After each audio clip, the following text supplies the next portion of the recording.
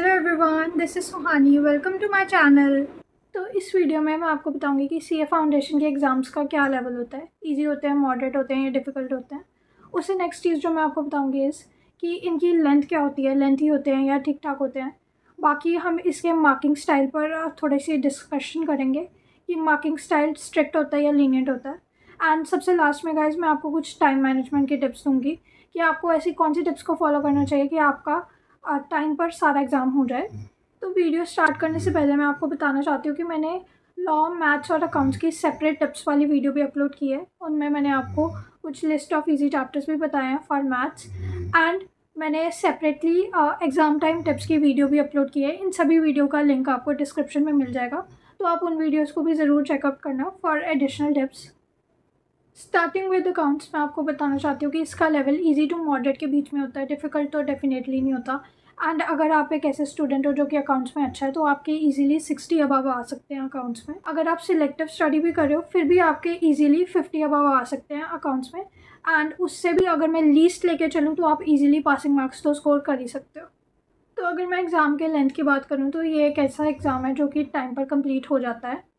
बाकी मैं इसके चेकिंग स्टाइल की बात करूँ तो इसकी चेकिंग जो है मॉडरेट लेवल की होती है, बहुत ज़्यादा लीनियंट नहीं होती एंड बहुत ज़्यादा स्ट्रिक्ट भी नहीं होती।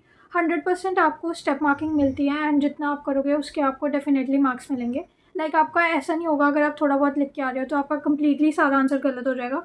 तो अकाउंट्स में जिन टिप्स का आपको ध्यान रखना है कि आपको किसी भी क्वेश्चन पे अटकना नहीं है। अगर आपको वो क्वेश्चन परफेक्टली आता है तभी उसको एकदम करते रहना है। जहाँ पे भी आपको लगे कि आपको थोड़ा रुकने की ज़रूरत पड़ रही है, थोड़ा सा सोचने की ज़रूरत पड़ रही है, तो आप उसकी स्पेस छोड़ के नेक्स्ट क्वेश्चन पे मूव ऑन कर जाना। आपने किसी भी क्वेश्चन पर रुकना नहीं है।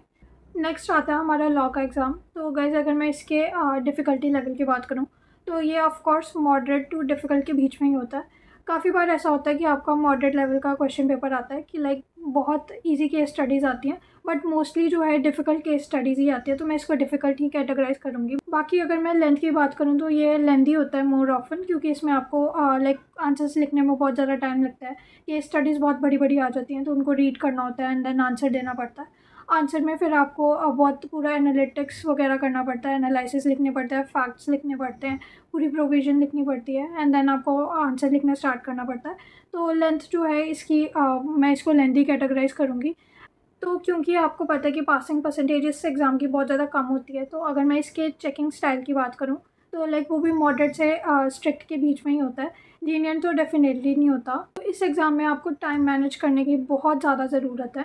इस मेरी तरफ से इस एग्ज़ाम के लिए ये टिप है कि आपको इसमें हो सके तो फुल क्वेश्चन पेपर को अटैम्प्ट करने का ट्राई करना चाहिए। मतलब आपको इसमें हर क्वेश्चन को अटैम्प्ट करना चाहिए। जो अच्छे से आते हैं वो तो करने चाहिए, बाकी जो आपके लिए डाउटफुल है उन क्वेश्चंस को भी आपको ज़रूर अटैम्प्ट करना चाहिए, क्योंकि ऐसा नहीं होता कि आप पासिंग मार्क्स का करके आओ एंड आपको पासिंग मार्क्स मिल जाए। हमेशा आपके इस एग्ज़ाम में 30 to 40 मार्क्स कटते ही कटते।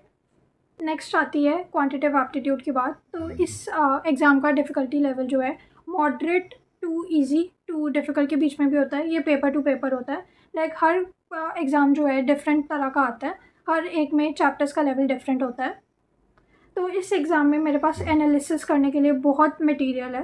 तो इस ये पोर्शन जो है थोड़ा आपका लेंदी जाएगा, क्योंकि मैं इसको अच्छे से डिस्क्राइब करूँगी कि इसमें किस चैप्टर से किस टाइप के क्वेश्चन आते हैं।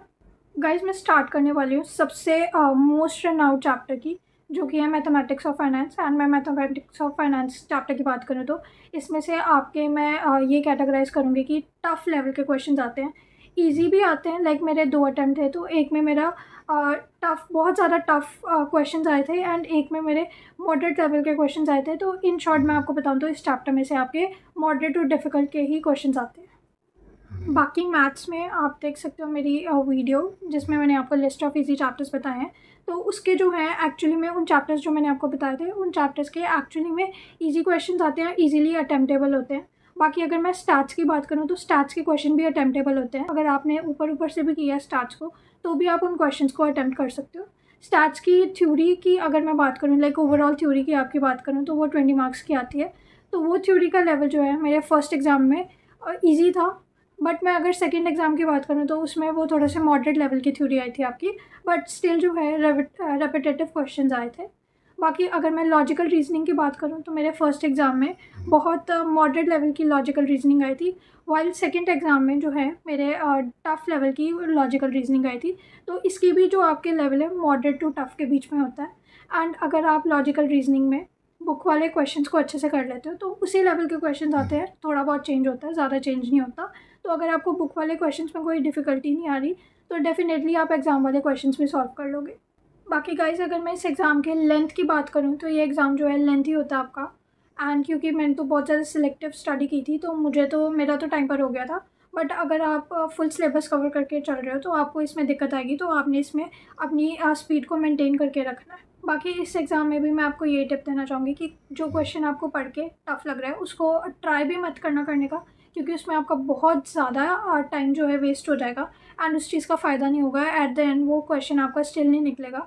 तो आप किसी भी क्वेश्चन जिस पे आप अटक रहे हो उसको सीधे लीव कर देना, उसको दूसरी बार देखने की भी ज़रूरत नहीं है। अगर आपके पास एक्स्ट्रा टाइम नहीं बचता एंड में तो सीधे आप नेक्स्ट क्वेश्चन पे मूव ऑन कर जाना। नेक्स्ट आता है हमारा बिजनेस इकोनॉमिक्स का। तो गाइज इसका लेवल जो है मॉडरेट होता है, ना मैं इसको इजी कैटेगराइज करूँगी ना मैं इसको टफ़ कैटेगराइज करूँगी। बाकी मैं इसकी लेंथ की बात करूँ तो एकदम लाइक टाइम पर हो जाता है। आप इसके 100 क्वेश्चन भी बिल्कुल टाइम पर अटैम्प्ट कर सकते हो। लाइक अगर मैं आपको ज़्यादा से ज़्यादा क्वेश्चन भी बताऊँ, लाइक मैक्सिमम बहुत ज़्यादा अपनी तरफ से एक्सटेंड करके बताऊँ तो इसके मैक्सिमम जो है 20 क्वेश्चन हैं जो डिफ़िकल्ट आते हैं, लाइक जो मैं कह सकती हूँ कि मेरे लिए भी अनअटेम्प्टेबल थे। तो आपके लिए भी ऐसा हो सकता है कि 10 to 20 क्वेश्चन ऐसे आ जाते हैं जो अनअटेम्प्टेबल होते हैं, लाइक जिनको आप डिफ़िकल्ट कैटेगराइज करते हो।